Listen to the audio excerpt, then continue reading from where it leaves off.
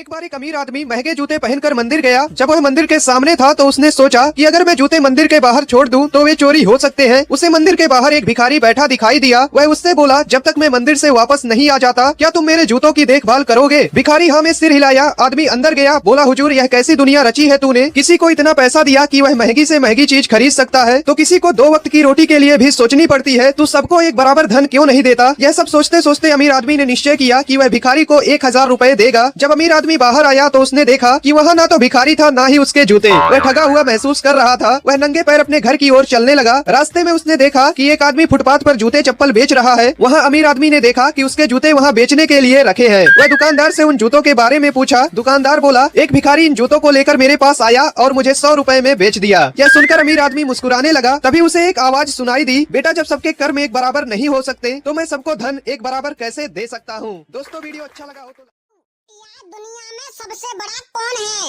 मंदिर है सबसे बड़ा।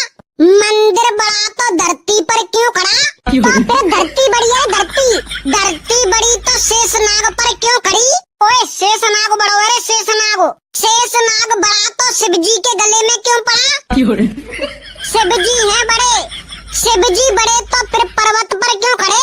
पर्वत बड़ो है नहीं। पर्वत बड़ा तो हनुमान जी की उंगली पर क्यों खड़ा? अरे यार हनुमान जी बड़े हैं। हनुमान जी बड़े तो श्री राम जी के चरणों में क्यों पड़े? और मुझे ध्यान आएगा, श्री राम जी बड़े हैं। अच्छा श्री राम जी बड़े हैं तो फिर रावण के पीछे क्यों पड़े? अरे तो फिर तू ही बता दे, कोवे सबंते बड़ो। चल ठीक है यार, दुनिया में वो बड़ा जो पूरी बोतल पीकर अपने पैरों पर खड़ा।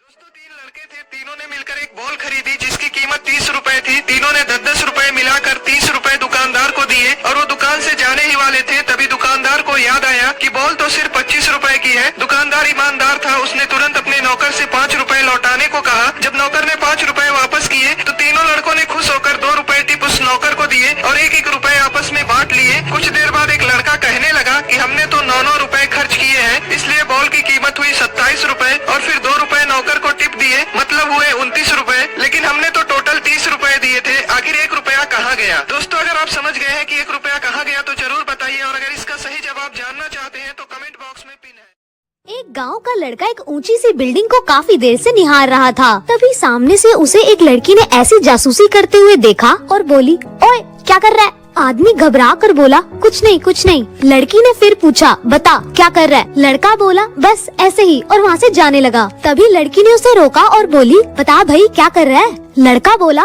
मैं बस इस ऊंची सी बिल्डिंग को देख रहा था। लड़की बहुत स्मार्ट थी और बोली, तो तुम कितने माले देख पाए? लड़का बोला, 10 माले। लड़की बोली, अच्छा तो फिर 10 रुपए निकालो। लड़का बोला, 10 रुपए क्यों? लड़की बोली, यहाँ माले देखने के पैसे लगते हैं। लड़का हैरान हो गया और उसे 10 रुपए देकर वहाँ से जाने लगा। तभी लड़की सामने खड़े एक आदमी के पास गई और बोली, देखा भाई साहब, मैंने उसे बेवकूफ बनाया और मंजिल देखने के 10 रुपए ले लिए। और जब लड़का उस आदमी के पास गया वो बोला, देखा भाई साहब, मैंने 20 मंजिल देखी और उस लड़की को सिर्फ 10 रुपए दिए। तो दोस्तों क्या लगता है किसने किसको बेवकूफ बनाया? कमेंट में बताओ।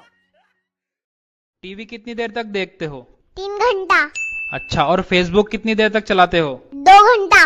अच्छा, और व्हाट्सएप कितनी देर तक चलाते हो? 5 घंटा। और घर वालों के साथ कितनी देर तक रहते हो? 1 घंटा। अच्छा, और काम क्या करते हो? घंटा। हाँ भाई, तुम लोगों में से होमवर्क किस किसने नहीं किया? पप्पू होमवर्क क्यों नहीं किया? सर लाइट नहीं थी। तो मोमबत्ती जला लेते। सर बाती नहीं थी। माचिस क्यों नहीं थी? सर पूजा घर में पड़ी थी। तो जाके ले आते। नहाया नहीं था। क्यों नहीं नहाए थे? पानी नहीं था। पानी क्यों नहीं था? मोटर नहीं चल रही थी। मोटर क्यों नहीं चल रही थी? क्या मायला, अभी तो बताया लाइट नहीं थी। ये बनेंगे टीचर।